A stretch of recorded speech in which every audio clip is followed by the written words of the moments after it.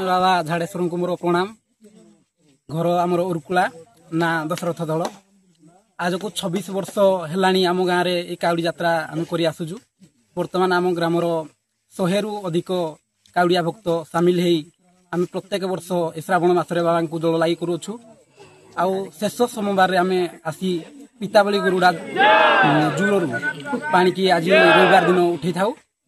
बर्तमान आम यही पिताली गुरुडा जूर ठारू बाहरी आम उर्कुला ग्राम को परिक्रमा करी तापर जामुझरी ग्राम दे घनपुर ग्राम को परिक्रमा करू।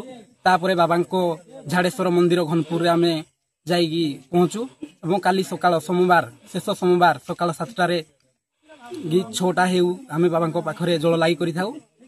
आ बाबा एते दया जे आम जेते श्रद्धालु छंदी समस्त किछि ना किछि मनस्कामना पूर्ण होईछि। समस्ते बाबा भक्त। जय बाबा झाड़ेश्वरंकर जय बाबा झाड़ेश्वरंकर। आमे श्रावण मासरे काउड़ी यात्रा करूछु। आमर झाड़ेश्वर बाबा बोलबम कमिटी तरफ आमे 26 वर्ष हेलानी आज की गाँव रे सब काउड़ी यात्रा करूछु। सब जमिति पूजा विधिर जते सामग्री सब आनिकिना भी नाल रे आमे पूजा करू। आमर मनस्कामना भाई मानकर समस्त पूर्ण हुए। तेणुक मुझे केवे जाई नथली काउड़ी यात्रा करने।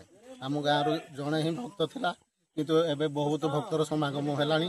कारण आमर भी ठाकुर दयारू पुत्र संतान गोटे भी मुई लाभ करी। तेणुक काउड़ी यात्रा करुची। आहरी आगक चलिब।